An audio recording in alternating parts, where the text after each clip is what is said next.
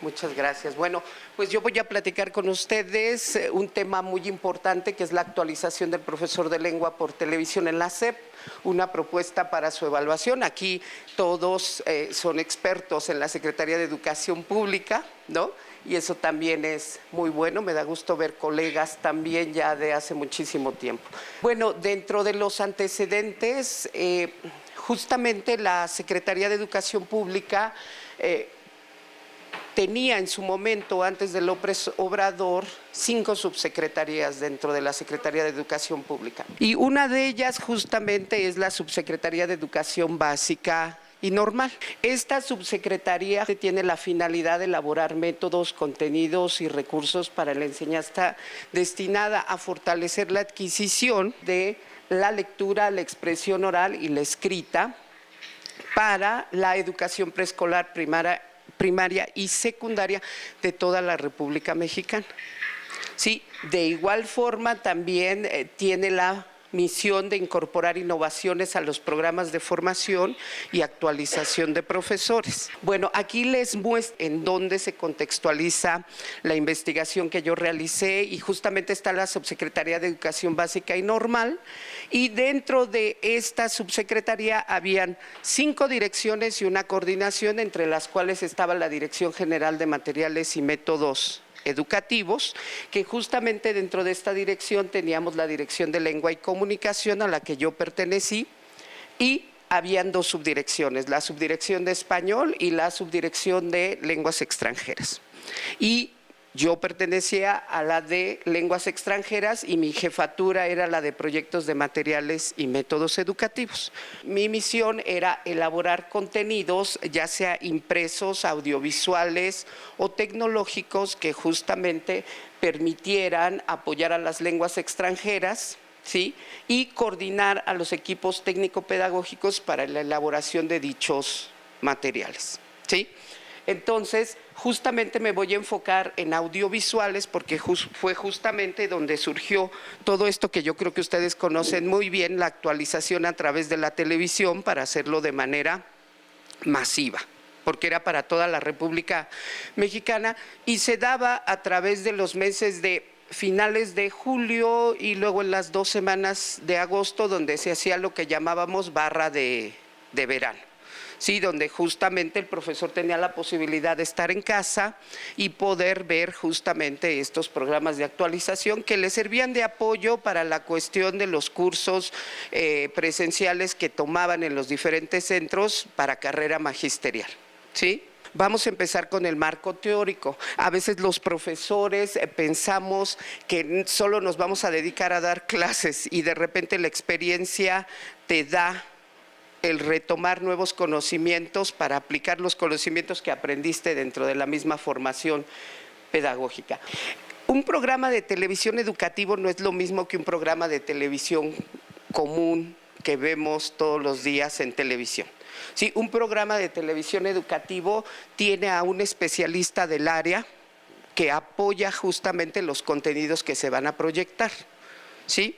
En cambio, cuando tenemos un programa cotidiano, como los compañeros que tenemos aquí en sus grabaciones, bueno, justamente manejan revista, manejan deportes, y ellos son los especialistas. Pero en el caso de programa de televisión educativo, se tiene la parte de preproducción, que es justamente la organización de la escaleta del contenido que se va a trabajar. Y justamente ahí es donde interviene el especialista en el área. Posteriormente en producción hay una ejecución de tomas tanto dentro de salones de clase como afuera. Y la última es la postproducción, donde ya se justamente intercala el montaje de audio y video. ¿sí? Y en todo ese proceso tiene que intervenir el especialista en el área, ¿sí? Esto dura aproximadamente 2 meses, la realización de todo esto, con el previo de justamente todo el conocimiento que se debe de tener en la escaleta y en el guión, ¿sí? Entonces de ahí, cuando ya produje los programas de actualización, que fueron aproximadamente 12, ¿sí? Y que se proyectaron por Canal 22 en televisión abierta, yo me pregunté, bueno, ¿y estos programas sí tienen el impacto que realmente amerita o no lo tiene? Y en ese momento es donde empieza mi proceso de investigación para empezar a buscar justamente cómo evaluar esos programas y ver dicho impacto. Y entonces yo encuentro primero la definición de evaluación, que me voy con Bert, donde él dice que la evaluación es un proceso compartido entre la ejecución y un estándar de evaluación. La ejecución va a ser justamente la entrevista que se les hace a los especialistas, pero yo no tenía un estándar de evaluación. Entonces yo dije, ¿y cómo lo voy a evaluar? ¿Tomo algún estándar de evaluación ya creado y empiezo a evaluar? Pues habían muchas cosas que yo quería evaluar que esos instrumentos no tenían. Y entonces empiezo a buscar la creación de mi propio instrumento. Y es donde empieza mi vía crucis. Entonces ahí tenemos instrumentos de evaluación que yo encontré sobre la evaluación de un programa de televisión educativo. Y es justamente la lista de cotejo y la escala de actitud. La lista de cotejo o checklist, como lo conocemos, pues es ese reactivo que se evalúa a través de un sí o un no. Y la escala de actitud, pues bueno, va a ser justamente una lista de características que están graduadas en el reactivo, donde va desde 0 a 5 o donde va desde excelente a no tan bueno, ¿no? Y justamente indica el grado de presencia o ausencia de esos rangos. Dentro de mi búsqueda bibliográfica, yo me doy cuenta que hay muy pocos que se dedican a la evaluación de programas de televisión educativo. Y los únicos que encontré fueron 6, que son los que tienen ustedes aquí, ¿sí? Cabero, Ferrés, García Jiménez, el propio Ilse, Holzman, Agui Sakamoto y también Zabaleta. ¿Sí? Y entonces ahí justamente nos damos cuenta que ellos hacen una propuesta de listas de cotejo, pero no de escalas de actitud. Entonces es donde yo tomo la decisión de mejor hacer una lista de cotejo, porque me iba a facilitar justamente la adaptación de las mismas. ¿Cómo empieza este proceso de elaboración de mi lista de cotejo? Primero empecé con la selección de lineamientos por autor. Estos 6 autores, ¿qué lineamientos me proponen? ¿Y cuáles son los adecuados para la evaluación del programa educativo de televisión? ¿Sí? Después determiné el ítem que podía abarcar ese lineamiento. Posteriormente, de los mismos lineamientos que cada autor proponía, seleccioné las preguntas que podían apegarse a ese lineamiento. Después entré en un criterio de inclusión y exclusión de cada pregunta. ¿Qué es eso? Es que yo empecé a decir, bueno, esta es una pregunta muy general, ¿cómo la puedo desglosar? ¿No? Esta pregunta es muy ambigua, ¿cómo le puedo quitar lo ambiguo? ¿Sí? Esta pregunta no la entiendo y no tiene nada que ver, la descarto. ¿Sí? Y empecé justamente a formar mi línea de preguntas hasta tener la definitiva, y luego viene la primera lista, la primera versión de la lista de cotejo, que es la primera que tienen ustedes en sus manos. Y entonces ahí tienen la primera versión. Bueno, ahí tienen al autor Holzman, Agui Sakamoto. ¿Qué lineamiento tomo yo? ¿Cuáles son los reactivos que se apegan a esa etapa? ¿Qué preguntas se correlacionan con ese lineamiento? ¿Cuáles fueron mis criterios de inclusión y exclusión? Y finalmente la propuesta de pregunta. Esa es la primera versión que tienen ustedes. Bueno, ahora, ya cuando tengo mi primera versión no me quedé ahí, ¿no? Como buen investigador, uno no se queda siempre con la primera versión que uno hace. Y entonces me voy a un proceso de mini pilotaje para saber si mi lista de cotejo era la adecuada para los fines que yo necesitaba. Y entonces incorporo a diferentes colegas con bastante experiencia para que me pudieran decir si esos reactivos eran justamente adecuados o cómo los podía mejorar. Y bueno, tenemos profesores del CELE, tenemos profesores de la UNAM, del Instituto Politécnico Nacional, que justamente ayudaron un poco a refinar la primera versión de la lista de cotejo. Ahí ya está la versión final de la lista de cotejo. ¿Y ahora qué sigue? Pues sigue la aplicación de la lista de cotejo, ¿sí?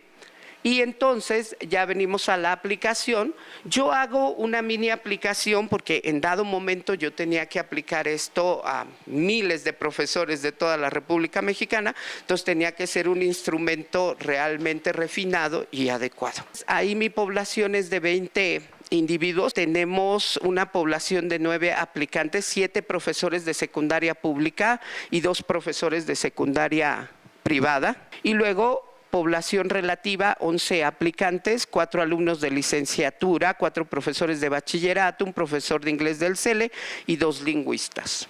No abarqué un poco más porque justamente la aplicación era muy difícil, sobre todo para los profesores de secundaria, porque eran profesores que se iban de un turno a otro.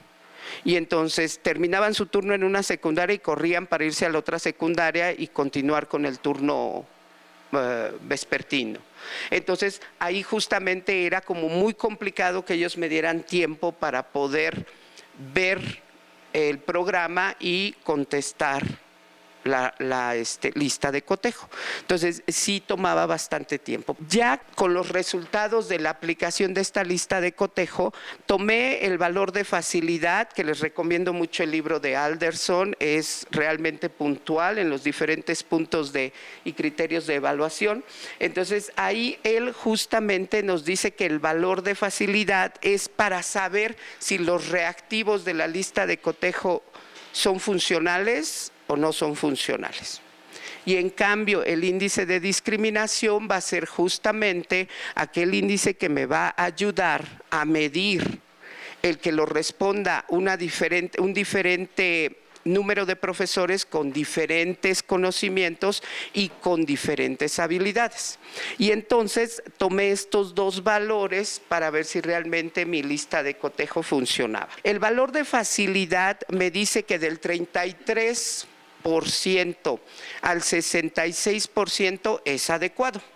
¿Sí? A ver, ustedes díganme ahí cuáles son adecuados. Número 3. Muy bien. La número 7B. Muy bien. 7C. Ajá. 7D. 7E.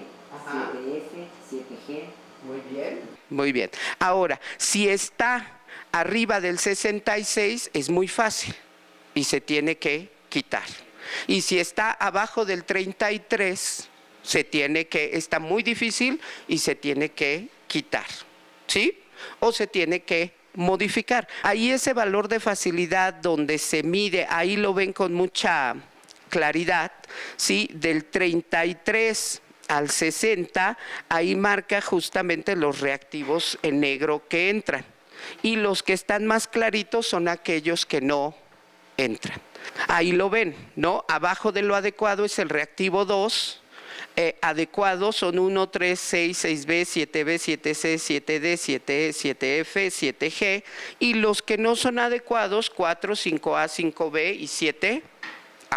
Índice de discriminación, me va a decir aquellos profesores que sí conocen del tema de aquellos que no lo conocen, ¿sí?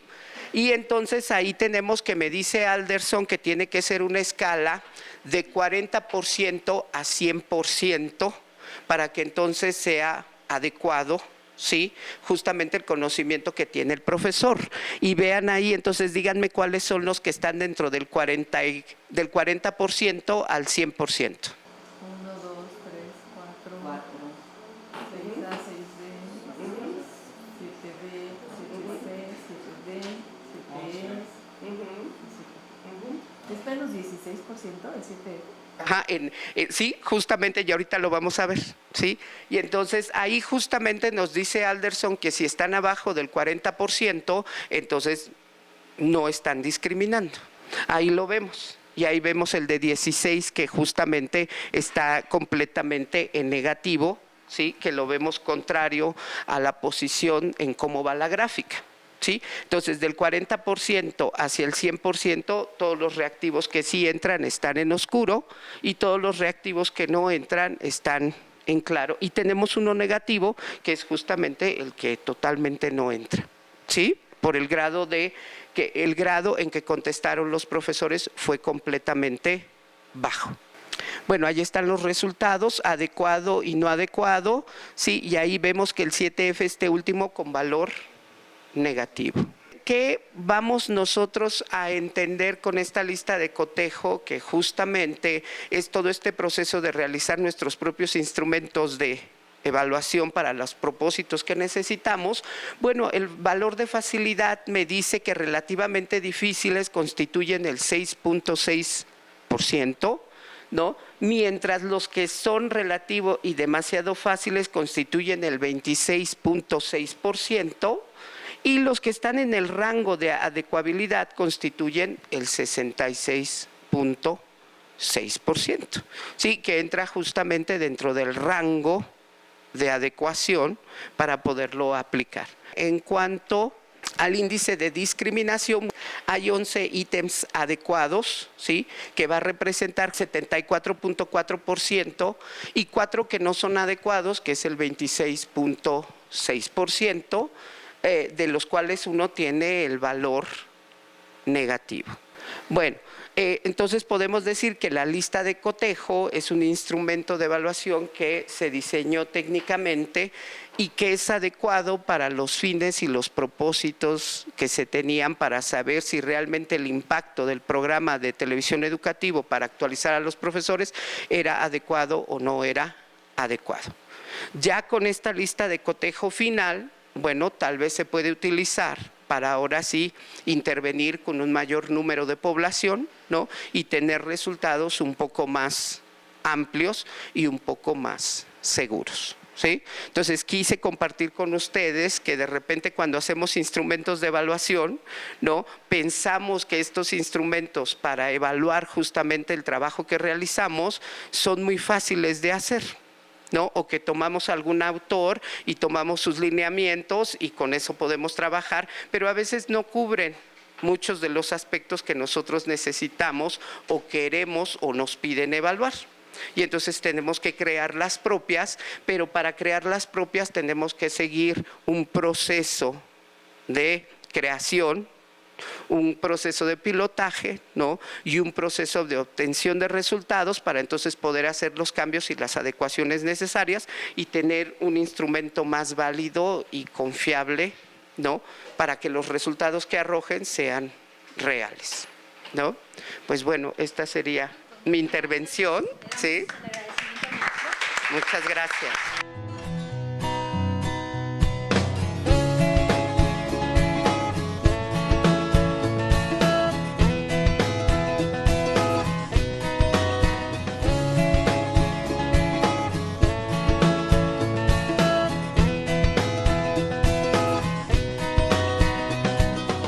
Universidad Pedagógica Nacional.